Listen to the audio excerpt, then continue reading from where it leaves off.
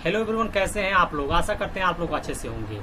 देखिएगा, जो हम लोगों का टॉपिक चल रहा था क्वाड्रेटिक इक्वेशन में एक्सरसाइज 4.2 का, उसमें हमने पहला और दूसरा क्वेश्चन को बहुत ही अच्छे से समझाया है। ठीक है ना। इतना अच्छा सा उसका सॉल्यूशन दिया है ना दोस्तों कि आप देखेंगे तो आपका दिल खुश हो जाएगा।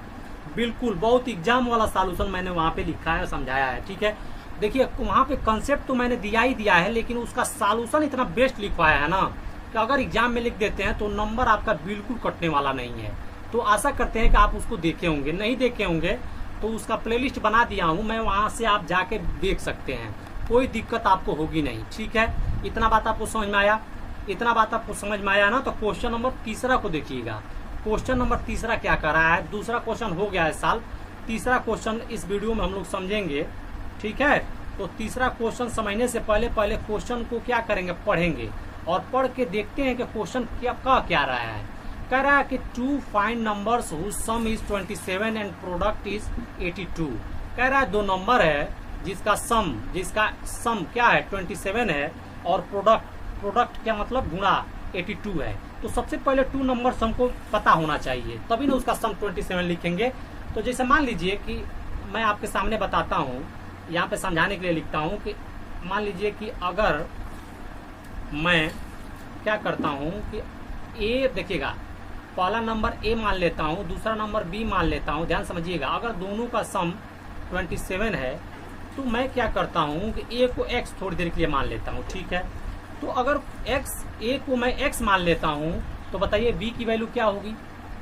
बात समझिएगा, बात को समझिएगा मैं क्या बोल रहा हूँ कि अगर a plus B is equal to 27 है, मैं a को x मान ले रहा हूँ, तो x plus B is equal to क्या हो जाएगा 27। माने दो नंबर का सम क्या है 27 है। ठीक है, तो एक नंबर x है तो दूसरा नंबर क्या होगा, दूसरा नंबर क्या हो जाएगा दोस्तों 27 माइनस एक्स। ठीक है, मैं क्या किया हूँ, x को इधर भेज दिया हूँ तो दूसरा नंबर निकल के आ गया। पहला बात फिर से, दो नंबर्स का सम 27 है, एक नंबर x है, तो x प्लस बी माने पहला और दूसरा का सम 27 है। पहला अगर x है तो दूसरा क्या रहा होगा 27 माइनस एक्स। बिल्कुल इसी लॉजिक का यूज मैं यहाँ पे करूँगा। ठीक है, मैं क्या लेट कर लूँगा बताइएगा। इस तरह के क्वेश्चन में लेट किया जाता है, तो इसके सॉल्यूशन को मैं यहाँ पे लिखूँगा। पहले तो यहाँ पे लिखूँगा सॉल्यूशन। क्लियर है, सॉल्यूशन लिखने के बाद से मैं क्या करूँगा, मैं लेट करूँगा क्या, let the first number be x. ठीक है, and the second number be क्या हो जाएगा बोलिएगा। सेकेंड नंबर क्या आएगा, क्या है 27 माइनस एक्स। समझ में आया होगा मैं कैसे किया हूँ, समझ में आया है। ठीक है, जब फर्स्ट नंबर x है, सेकेंड नंबर 27 माइनस एक्स है, तो क्वेश्चन हमारा लगभग सॉल्व के बराबर है। देखिएगा मैं क्या बताना चाहता हूँ आपको।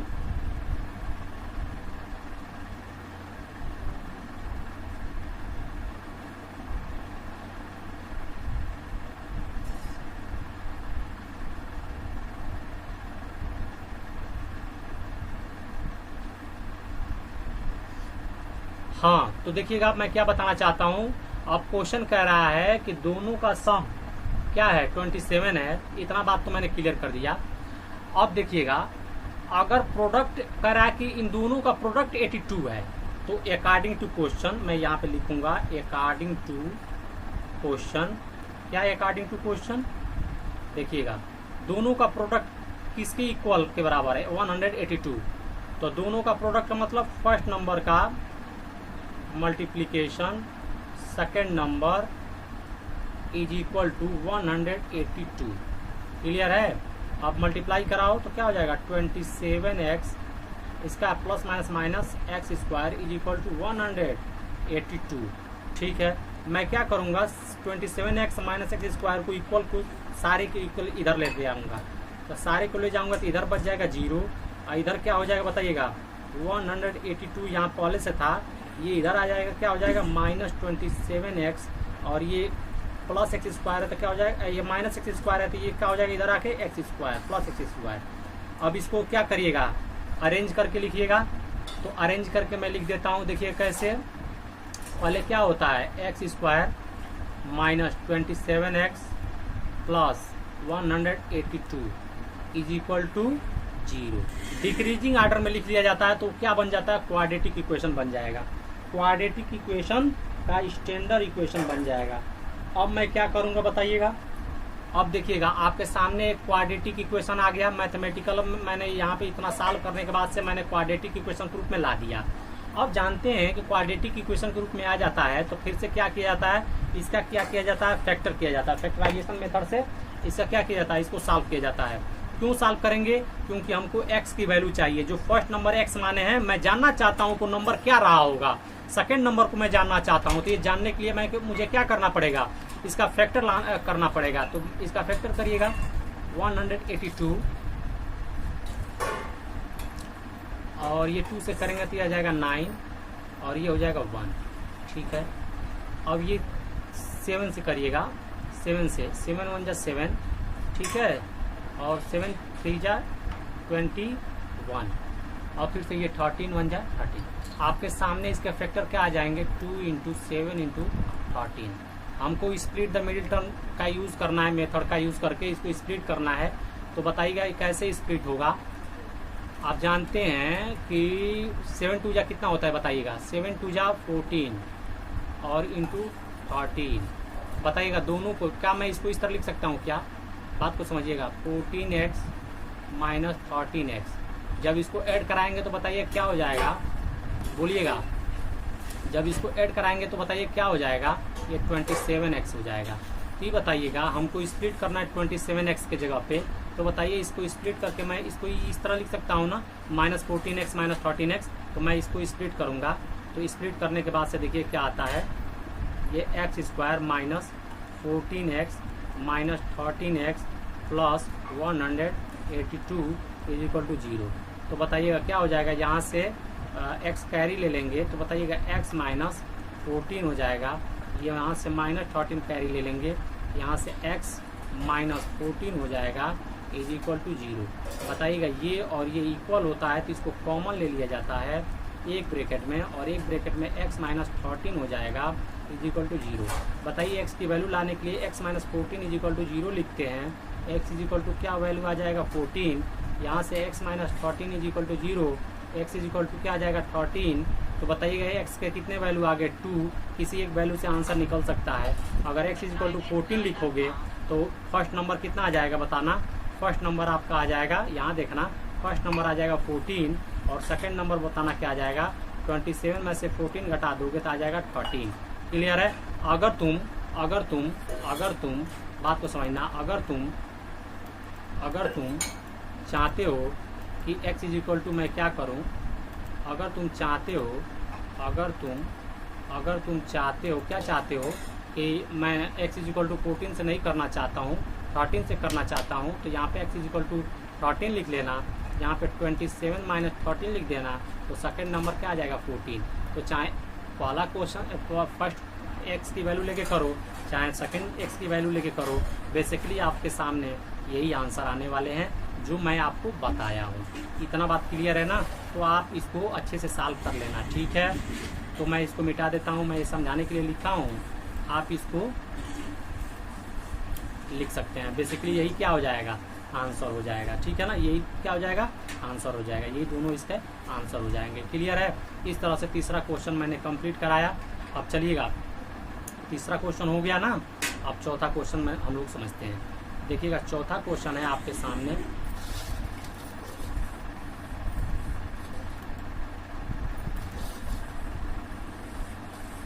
हाँ आपके सामने चौथा क्वेश्चन है। तो देखिएगा चौथा क्वेश्चन को सबसे पहले हम लोग क्या करते हैं, पहले क्वेश्चन को सॉल्व करने से पहले पढ़ते हैं, समझते हैं क्वेश्चन क्या कर रहा है, ठीक है। यही आपको करने का तरीका, एग्जाम में भी इसी तरह करना है, घर भी पढ़ना है, इसी तरह पढ़ना है। क्या करना है, find 2 consecutive positive integer, sum of which square is 765, ठीक है, 700 नहीं 365, ठीक है। देखिए क्वेश्चन कह रहा है, कंसेक्यूटिव का मतलब होता है हिंदी में लगातार, कह रहा है कि दो लगातार पॉजिटिव इंटीजर का, देखिएगा फिर से, दो लगातार पॉजिटिव इंटीजर का सम जो होगा, सम का स्क्वायर किसके बराबर है? 365 के बराबर है। तो सबसे पहले मैं कंजुगेटिव पॉजिटिव इंटीजर समझाना चाहता हूँ। तो कंजुगेटिव पॉजिटिव इंटीजर समझाने से पहले मैं पॉजिटिव इंटीजर यहाँ पे लिखता हूँ। बोलिएगा पॉजिटिव इंटीजर मैं यहाँ पे लिख रहा हूँ। 1 2 3 4 5 6, ये सब क्या है? पॉजिटिव इंटीजर हैं। अगर ये सब पॉजिटिव इंटीजर हैं, बात को समझिएगा, तो ये बताइए, ये इसमें देखिए कुछ पैटर्न आपको दिख रहा है। क्या पैटर्न दिख रहा है? तो यहाँ पे अगर यहाँ पे पहला पॉजिटिव इंटीजर 1 है तो 1 से 2 कैसे आया होगा? 1 से 2 कैसे आया होगा? 1 में यही फर्स्ट पॉजिटिव इंटीजर को जोड़े होंगे तो 2 आया होगा। बात को समझिएगा। 2 से 3 कैसे आया होगा? तो इसी 2 में फिर से फर्स्ट पॉजिटिव इंटीजर को जोड़े होंगे तो क्या आया होगा? 3 आया होगा। बात को समझिएगा, बात को समझिएगा। तो अगर, बात को समझिएगा, अगर फर्स्ट इंटीजर 1 है और सेकेंड इंटीजर 2 है, तो फर्स्ट इंटीजर से सेकेंड इंटीजर 2 कैसे आया है? फर्स्ट इंटीजर 1 है तो उसी 1 में मैं क्या करूंगा? उसी इंटीजर 1 को जोड़ दूंगा तो सेकेंड आ जाएगा। बात को समझिएगा। आ जाएगा ना? आ जाएगा कि नहीं आ जाएगा? आ जाएगा। तो मैं आपके सामने बताना चाहता हूं कि अगर यहाँ सॉल्यूशन में देखना,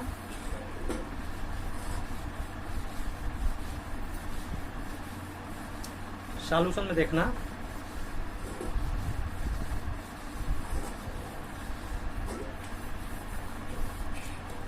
मैं मान लेता हूं late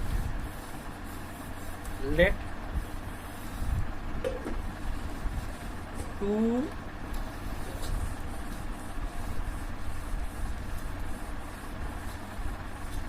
conjugative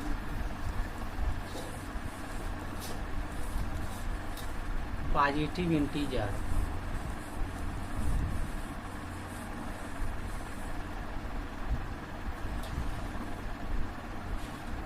B x and x + 1। ये लाइन किसको किसको समझ में आई है? बताना, ये लाइन किसको किसको समझ में आई है? अगर पहला पॉजिटिव इंटीजर x है तो अगला positive integer, conjugative positive integer लाने के लिए इसी x में 1 जोड़ देते हैं तो अगला कंजुगेटिव पॉजिटिव इंटीजर आ जाता है। जैसे यहाँ पे 1 है, अगला इंटीजर 2 कैसे आता है? इसी 1 में 1 जोड़ने से आता है। तो अगर इस 1 को मैं x मान लूं, अगला क्या लाना हो, पॉजिटिव इंटीजर लाना हो, तो मैं इसमें क्या करूंगा? 1 जोड़ूंगा तभी आएगा। ठीक है। तो इसको समझाने का मीनिंग बेसिकली क्या था? इसका मीनिंग यही था कि अगर मैं 2 कंजुगेटिव पॉजिटिव इंटीजर x और x + 1 लिखता हूं तो मैं क्यों लिखता हूं? इतना बात समझ में आया? इतना बात समझ में आ जाएगा। तो कह रहा है कि सम ऑफ, देखिएगा, अकॉर्डिंग टू क्वेश्चन क्या होगा बताना? अकॉर्डिंग टू क्वेश्चन होगा, कह रहा है कि सम ऑफ हुज स्क्वायर्स इज 600, कितना हो जाएगा? 365। तो सम ऑफ हुज स्क्वायर का मतलब बताना, सम ऑफ हुज स्क्वायर का मतलब कि x + 1 एक नंबर है, उसका सम माना जोड़ना है, x बताना, x + 1 + x दोनों का स्क्वायर, सम ऑफ, देखो सम ऑफ हुज स्क्वायर मतलब दोनों का स्क्वायर बराबर कितना है? 365 के बराबर है। समझ में आ गया? दोनों का सम का स्क्वायर 365 के बराबर है। अब इसको सॉल्व करिएगा।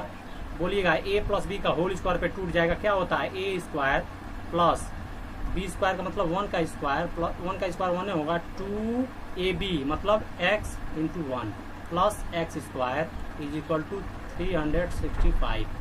बोलना स्क्वायर करो तो x² जोड़ोगे तो क्या हो जाएगा? 2x², ठीक है, और प्लस 2x और प्लस 1 = 365। अब बोलना इसको सॉल्व करोगे, बोलो क्या हो जाएगा? 2x² + 2x, ठीक है, प्लस 1, इसको इधर लाओगे तो -365 = 0। ठीक है। इसको सॉल्व करोगे तो बताओ क्या हो जाएगा? 2x² + 2x, ठीक है, ये सब्ट्रैक्ट होके क्या हो जाएगा? 364 इज इक्वल टू 0। ठीक है, इज इक्वल टू 0। अब बताना, यहाँ से तुम देख रहे हो यहाँ से 2 कॉमन भी है, तो 2 कॉमन भी ले लो। 2 मैंने कॉमन ले लिया, तो बोलो क्या यहाँ पे हो जाएगा, x square plus x minus, यहाँ पे बोलना क्या हो जाएगा, यहाँ पे 2 1 जा 2, 2 8 जा 16, 2 2 जा 4, 182 हो जाएगा इज इक्वल टू 0। 2 को जब इधर भेजोगे इक्वल की इधर, तो ये 0 हो जाएगा। तो बताना x square plus x minus 182 is equal to 0 आ गया। ठीक है, तो ये आपका बेसिकली क्या हो जाएगा, क्वाड्रेटिक इक्वेशन। 2 कॉमन क्यों लिए हैं, 2 कॉमन इसलिए लिए हैं, यहाँ पर भी सॉल्व हो जाता, कोई दिक्कत नहीं है। लेकिन सॉल्व करने पर क्या होता, 364 का मल्टीप्लाई 2 में करना होता, बहुत लेंदी हो जाता। तो मैं इजी करने के लिए 2 कॉमन ले लिया हूँ, तो ये आपके सामने 182 हो गया। अब इसका इजीली हम क्या कर सकते हैं, प्राइम फैक्टराइजेशन कर सकते हैं एक्स की वैल्यू लाने के लिए। तो देखिएगा क्या करेंगे, 182 का क्या करेंगे, प्राइम फैक्टर करेंगे। बोलो क्या हो जाएगा, 2 से 2 9 जा 18, 2 1 जा 2, फिर से क्या हो जाएगा बताना, 7 से 7 1 जा 7, और 7 3 जा 21, 13 13 1 जा 13। बताइए आपके सामने 2 फैक्टर क्या आ जाएंगे, 8 फैक्टर आ जाएंगे। ठीक है, अब जिसे इसको सॉल्व करोगे तो बताना क्या होगा, हमको क्या चाहिए, यहाँ पे स्पीड मिडिल टर्म करने पर x चाहिए, तो कैसे हो सकता है, हो जाएगा इजीली। 2 7 2 जा कितना होता है 14, और ये आ जाएगा 13। तो बताना मैं इसको इस तरह लिख सकता हूँ क्या, 13x minus 14x minus 13x। तो सब्ट्रैक्ट करोगे तो क्या आ जाएगा, प्लस x आ जाएगा। तो बताना यहाँ पे प्लस x है, यहाँ पर भी प्लस x है, तो इसको स्प्लिट कर सकते हैं ना, 14x माइनस 13x लिख सकते हैं ना इसके जगह पर। तो तुम कहोगे बिल्कुल लिख सकते हैं, तो मैं कहूँगा ठीक है लिख देता हूँ। ये 14x है माइनस 13x है, 182 है इज इक्वल टू 0। तो बोलना इसको सॉल्व करोगे तो क्या आ जाएगा, x का कॉमन ले लो तो x प्लस 14 हो जाएगा, यहाँ पे माइनस 13 कॉमन लोगे तो क्या हो जाएगा, x प्लस 14 हो जाएगा इज इक्वल टू 0। बताना है x प्लस 14 एक ब्रैकेट में और x माइनस 13 एक ब्रैकेट में। यहाँ से x की वैल्यू लाने के लिए मैं क्या करता हूँ, x plus 14 is equal to 0 लिखूंगा, x is equal to minus 14 आ जाएगा, x minus 13 is equal to 0, तो x is equal to plus 13 आ जाएगा। कभी भी जो नंबर्स होता है, देखिएगा क्वेश्चन क्या कर रहा है, कंजुगेटिव पॉजिटिव इंटीजर। तो बताइएगा ये x is equal to minus 14 ये कंजुगेटिव ये पॉजिटिव इंटीजर है क्या, पॉजिटिव इंटीजर नहीं है, ये निगेटिव इंटीजर है। इसलिए मैं कहूँगा कि x की ये वैल्यू यहाँ पे एग्जिस्ट नहीं करेगा, x की ये वैल्यू एग्जिस्ट नहीं करेगा। ये वाली x is equal to plus 13 ये पॉजिटिव इंटीजर है, तो यही इसका क्या हो जाएगा आंसर। इसका मतलब ये है कि x की वैल्यू क्या रहा होगा, पहला 13 रहा होगा, तो अगला क्या रहा होगा, 13 प्लस 1 इज इक्वल टू 14 रहा होगा। क्लियर है, समझ में आ गया। तो x इज इक्वल टू 13 और 14 टू इसके कंजुगेटिव पॉजिटिव इंटीजर्स आ गए। तो बेसिकली यही सॉल्व करना था, यही आंसर हो जाएगा। ठीक है, अब अगला क्वेश्चन है आपका 5वां, क्वेश्चन नंबर 5। क्वेश्चन नंबर 5 को सॉल्व कर लेते हैं। ठीक है, क्वेश्चन नंबर 5 देखिए क्या बोल रहा है आपका,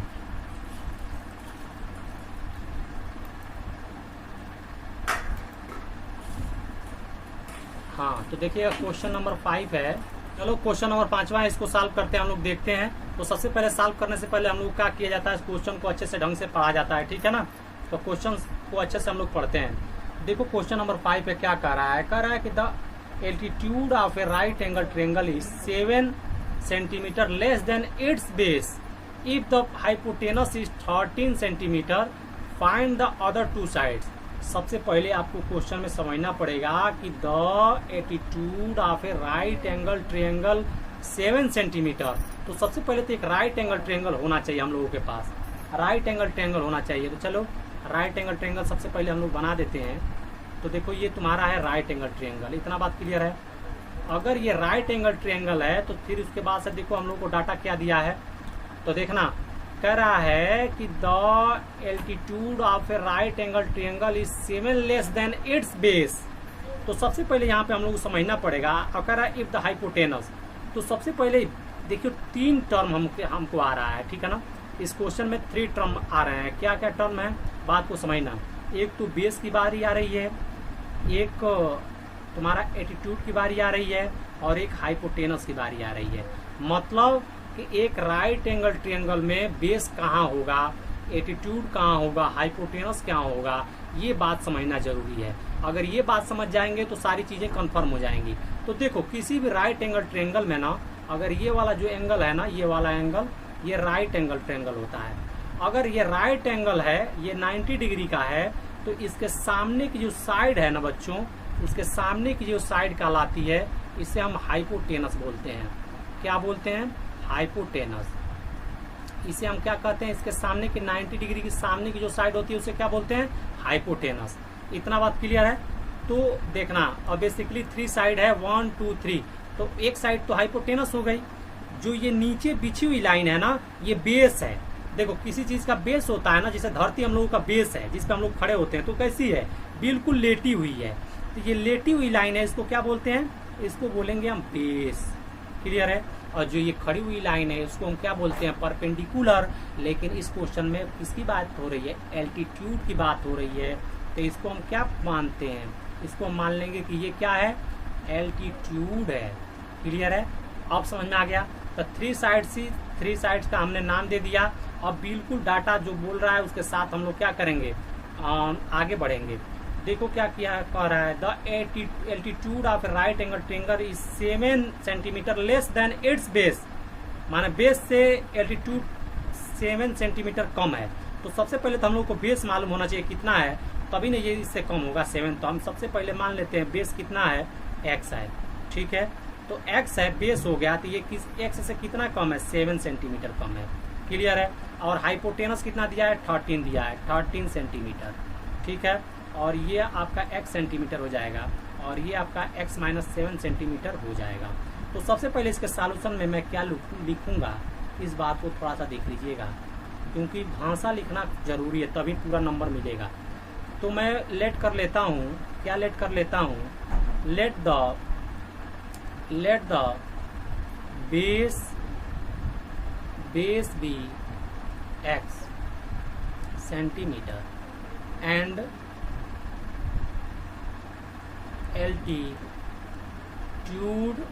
एल्टीट्यूड भी x माइनस 7 सेंटीमीटर। क्लियर है, इतना बात क्लियर है ना। और हाइपोटेनस क्या है आपका, तो देखिएगा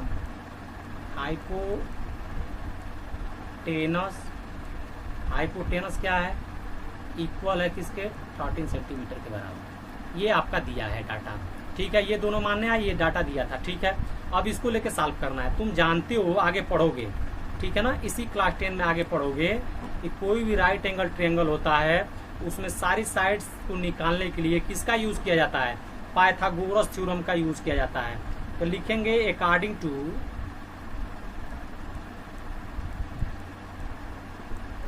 to Pythagoras theorem we gate.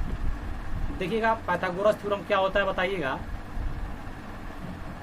तो पाइथागोरस थ्योरम होता है हाइपोटेनस का स्क्वायर,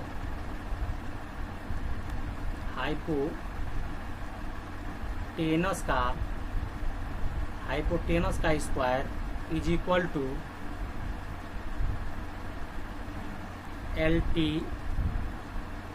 एल्टीट्यूड का स्क्वायर प्लस बेस का स्क्वायर। मतलब हाइपोटेनस का स्क्वायर इक्वल होता है एल्टीट्यूड के स्क्वायर प्लस बेस के स्क्वायर के बराबर होता है। पाइथागोरस थ्योरम बेसिकली यही होता है। ठीक है, यहाँ पे सिर्फ समझ लीजिए आप, जब हम लोग ट्रिग्नोमेट्री पढ़ेंगे ना तो वहां से इसका पूरा बढ़िया से यूज बताएंगे हम। क्लियर है, तो यहाँ वहाँ पे इसका बढ़िया से यूज बताएंगे। तो यहाँ पे इसका बेसिकली आप समझ लीजिए कि हाइपोटेनस का square is equal to altitude का स्क्वायर प्लस बेस का स्क्वायर होता है। क्लियर है, इतना बात क्लियर है, इतना बात क्लियर है। तो ये बताइएगा कि इसकी वैल्यू देखिए, वैल्यू क्या क्या है इसमें रख दीजिएगा इस इक्वेशन में। तो बताओ हाइपोटेनस कितना है, 13 का स्क्वायर, एल्टीट्यूड कितना है, x माइनस 7 का स्क्वायर प्लस बेस कितना है, x का स्क्वायर। ठीक है, अब देखो 13 का स्क्वायर तुम पढ़ के आए हो क्लास 8 9th में, कितना होता है 169 इज इक्वल टू, ये भी क्लास 9 में पढ़ के आए हो कि ये किस फार्मूला पे क्या यूज होगा, x minus a minus b का होल स्क्वायर क्या होता है, a square plus b square minus 2ab, तो क्या हो जाएगा यहाँ पे x square plus 7 square minus 2ab plus x square. ठीक है, बताना आगे। अब क्या हो जाएगा, सॉल्व करो तो 169 is equal to x square plus ये हो जाएगा आपका 49 minus 14x plus x square. Clear है, जब इसको तुम सॉल्व करोगे तो बताना क्या था, 169 इज इक्वल टू, बताना ये एक्स स्क्वायर है, ये एक्स स्क्वायर है, कितना हो जाएगा 2x स्क्वायर हो जाएगा। ठीक है, और ये माइनस 14x हो जाएगा, ये 49 हो जाएगा, इसको भी इधर ला दोगे तो इधर हो जाएगा 0 is equal to 2x square minus 14x plus 49 minus 169। अब इसको सॉल्व करोगे तो ये हो जाएगा 2x स्क्वायर, है ना, ये आपका हो जाएगा 14x, और इसको सॉल्व करोगे तो ये हो जाएगा 0 2 1, इसको सही फॉर्म में लिख दो 2x square minus 14x minus 120 is equal to 0। यहाँ पे 2 कॉमन ले लो क्योंकि इसके फैक्टर निकालने में बहुत आसानी हो जाएगी, नहीं तो ये लेंदी हो जाएगा। तो यहाँ पे 2 कॉमन लोगे तो यहाँ हो जाएगा एक्स स्क्वायर, यहाँ पे हो जाएगा 7x, यहाँ पे हो जाएगा 60 इज इक्वल टू 0। 2 को 0 की इधर इक्वल किधर भेज दोगे तो ये हो जाएगा 0, तो क्या बच जाएगा x square minus 7x minus 60 is equal to 0। अब तुम जानते हो कि क्या किया जाता है, इसका फैक्टर किया जाता है। तो इसका फैक्टर निकालने के लिए बताओ क्या करेंगे, बताना इसका फैक्टर कैसे निकलेगा। तो चलो नेक्स्ट पेज पे ले लेते हैं, देखना क्या था तुम्हारा, x square minus 7x minus 60 is equal to 0। तो यहाँ पे देखो x square minus 7x minus 60 is equal to 0, यही था ना, एक बार और देख लेते हैं, 7x minus 60 is equal to 0, हाँ यही था। ठीक है, अब तुम जानते हो क्या किया जाएगा, बताना इस 60 का यहाँ पे इसका गुणांक 1 है ना, तो मल्टीप्लाई कराया जाएगा तो क्या हो जाएगा, बताना 60 हो जाएगा। इसका क्या किया जाएगा प्राइम फैक्टर, तो बताना क्या हो जाएगा, ये 30 हो जाएगा, ये 2 से कराओगे तो ये तुम्हारा कितना हो जाएगा 15 हो जाएगा, फिर से ये 3 से कराओगे तो 5 हो जाएगा, और तुम 5 से कराओगे तो ये 1 हो जाएगा। आपके सामने जो फैक्टर आ जाएंगे 2 इंटू 2 3 इंटू 5 आ जाएगा। Basically split the middle term का यूज़ करना है हम लोगों को, तो कैसे होगा देखना।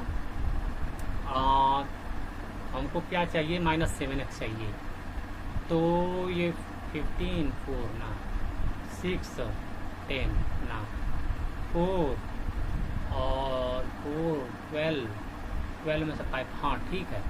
देखना 2 का 2 में मल्टीप्लाई कराओगे तो 4 हो जाएगा, 4 का 3 में कराओगे तो कितना हो जाएगा 12 हो जाएगा, 12 इंटू 5।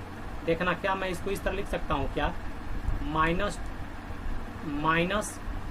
12x प्लस 5x, जब तुम सब्ट्रैक्ट कराओगे तो बताना क्या हो जाएगा माइनस 7x आ जाएगा।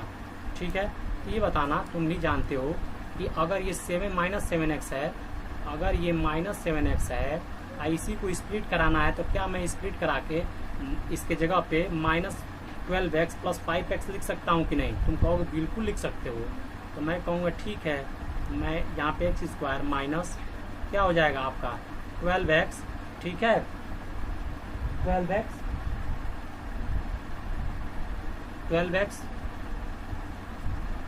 प्लस ये आपका हो जाएगा 5x, और ये आपका कितना हो जाएगा 60 इज इक्वल टू 0। क्लियर है, तो अब फिर क्या हो जाएगा बताना, यहाँ से x कॉमन ले लेना, यहाँ पे x माइनस 12 हो जाएगा, ये 5 कॉमन ले लोगे तो यहाँ पे x माइनस 12 हो जाएगा इज इक्वल टू 0। यहाँ से तुम कॉमन ले लो तो x माइनस 12 एक ब्रैकेट में, दूसरे ब्रैकेट में x प्लस 5 हो जाएगा इज इक्वल टू 0। तो फिर से यहाँ x की वैल्यू लाना है तो क्या हो जाएगा x minus 12 is equal to 0, तो x इज इक्वल टू 12 हो जाएगा, x plus 5 is equal to 0, तो x इज इक्वल टू क्या हो जाएगा माइनस 12 हो जाएगा। तो यहाँ पे x की वैल्यू 12 आ गई, x की वैल्यू यहाँ पे -5। तो देखना, बात को थोड़ा समझना है। ये बताओ जो x की वैल्यू आई है, x की वैल्यू आई है, उसको मैं x किसको माना था, बताना बेस। और बेस तुम्हारा एक लेंथ होता है, बेस में क्या होता है, एक लेंथ।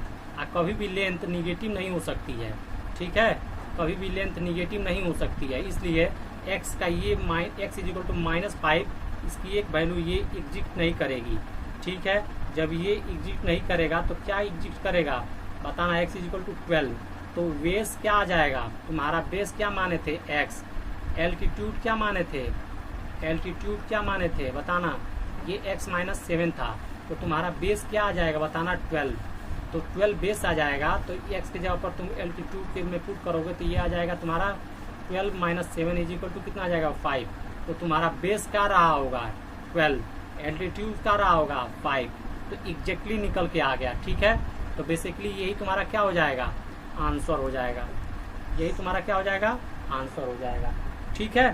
तो इस तरह से तुम्हारा इस तरह से 5वां क्वेश्चन भी कंप्लीट हो गया, ठीक है। आशा करते हैं कि बिल्कुल तुमको समझ में आया होगा।